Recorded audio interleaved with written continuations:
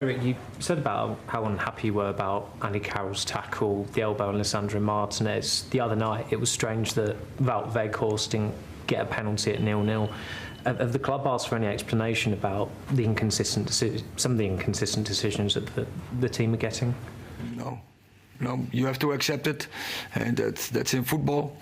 It is how it is. We have to accept that we miss out Christian Eriksen for a couple of months, and what is a big setback.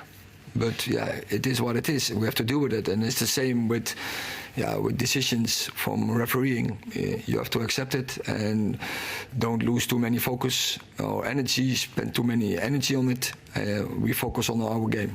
Is it a concern though? I mean, one of those decisions could be pivotal in a game. The decision wasn't the other night, but another one later down the line might be vital. Sometimes it's that the case, but we trust in the refereeing here in the UK. Erik, you've worked very hard to create a positive culture here, spirit, camaraderie with the players. How important is it to maintain that culture between now and the end of the season and not let anything external disrupt that or affect that? It's really important, but sometimes you get issues, and then you, as a club, as a team, you have to deal with it. But we have standards, we have values, we have to live along those high standards and high values. So, and that gives a base if you have such a good culture that you have a good spirit and vibe. Yeah.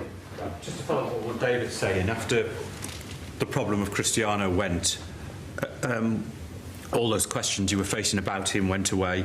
There seemed to be a greater focus on the football. Does that make a difference to the players that those external things aren't around anymore and the total focus is on the game, and for you as well? Yeah, I think that's our job. Don't get distracted from anything. And of course, we are human beings. Sometimes there are issues.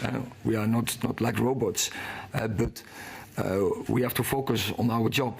Every time again, we have so many games to cover, so we don't have time to get distracted from anything. It's not always easy, but that's a job. I remember Sir Alex saying in the treble season about how so many games, one after another, the players actually enjoyed that and a momentum got going. Are you finding that with all the midweek games? Yeah, I think so, and I think that's just the right way and just the right approach to do that, to don't get distracted from anything and keep the momentum going. And we have that in our hands, and we can influence that, and we can influence our team performance and our individual performance, and that is our demand. Hi Erik, it's been 250 days tomorrow since your first working day at Manchester United.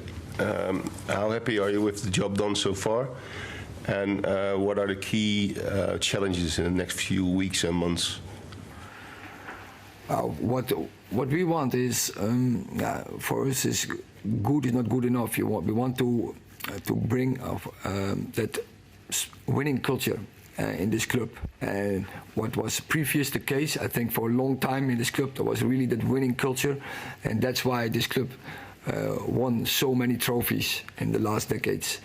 And obviously the last years not that much, and we have to get back to those days. And there's only when you have the right culture, when you have the right strategy, and if you work every day hard, and not about not satisfied with yourself too quickly. No, demand high standards, prove it every day, and give every day the best of yourself, but also give a better version from yourself. If everyone is doing that and cooperate well, then you can achieve a lot. And so that is the way and the direction we want to go. And finally it has to come, and that we are winning trophies again. Ian. Hi, Erik. When you look at the top end of the Premier League, most of the teams at the top end, not all of them, but most of them, Arsenal, Chelsea, Newcastle, Tottenham, Liverpool, they've all spent a little bit in January. They've all deepened the squad a little bit.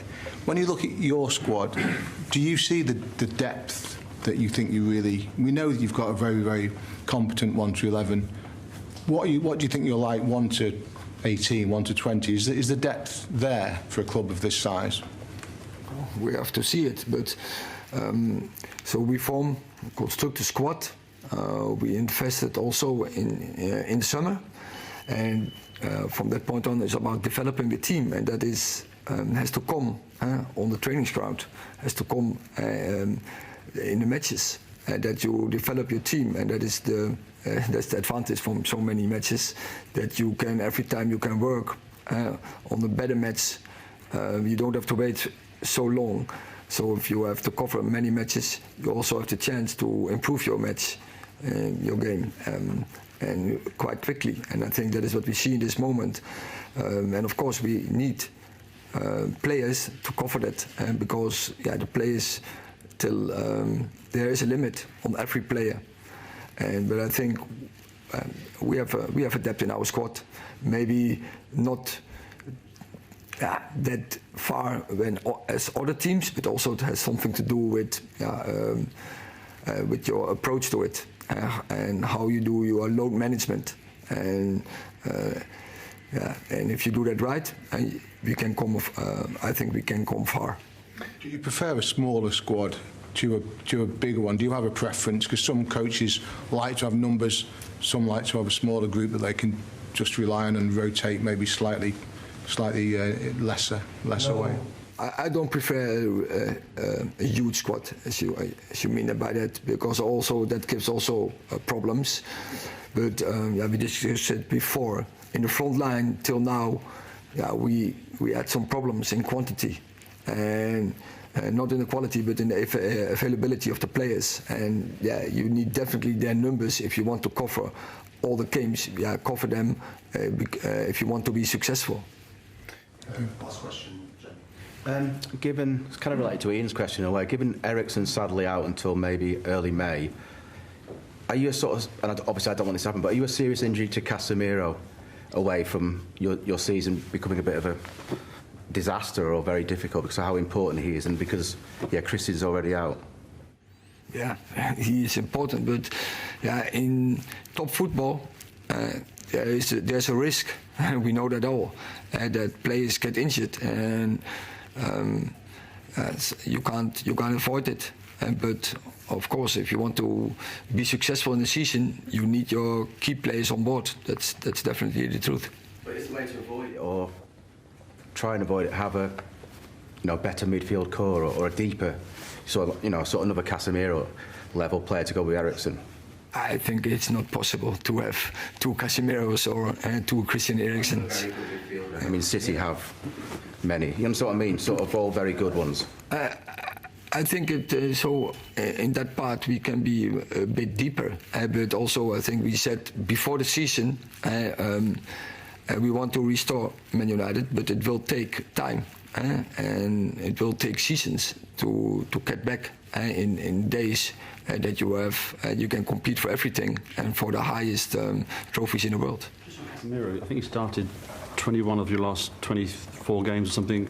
Came on as a sub and the others suspended for Arsenal. You can't afford to drop him at the moment, obviously with the injuries. But is there a danger that he may suffer from burnout at all, playing so many games, or is that not a concern? It's for every player, but constantly, hasn't he? Yeah, but there are more players. I think Bruno is also playing every game, but I think also those players are capable for it, and that's why they are so good. And you can always rely on them as a club, and that's why they won so many trophies. Casemiro at Real Madrid, and I think also there he played so many games. Okay, thank you very much. Thanks for watching. Do subscribe.